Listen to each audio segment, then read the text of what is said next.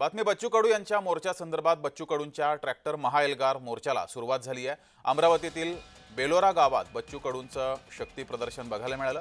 बच्चू कडू यांनी ट्रॅक्टर मोर्चा सुरू केलेला आहे आणि हा ट्रॅक्टर मोर्चा उद्या नागपुरात धडकणार आहे। शेतकऱ्यांच्या संपूर्ण कर्जमाफीसाठी हा ट्रॅक्टर मोर्चा आहे।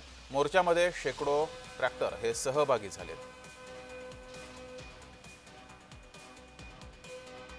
तर बच्चू कडू यांच्यासोबत संवाद साधला आमचे प्रतिनिधी सुरेंद्र आकोडे यांनी। पाहूया।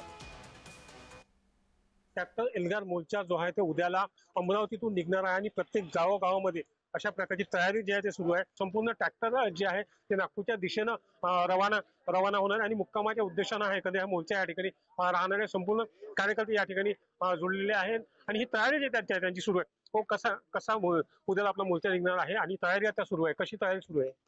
तयारी जोपर्यंत कर्जमाफी होत नाही, ज्या मागण्या बच्चूभाऊंनी ठेवलेल्या आहे 21ही मागण्या पूर्ण होत नाही तोपर्यंत आम्ही नागपूर सोडणार नाही। आता आपली तयारी कशी सुरू आहे? एकंदरीत तयारी म्हणजे इथून आता जे माणसाला सगळ्या गोष्टी पाहिजे ह्या सगळे साहित्य आम्ही सोबत घेऊन येणार आहे आणि गावातून पूर्ण म्हणजे सामुग्री जमा होऊन राहिली।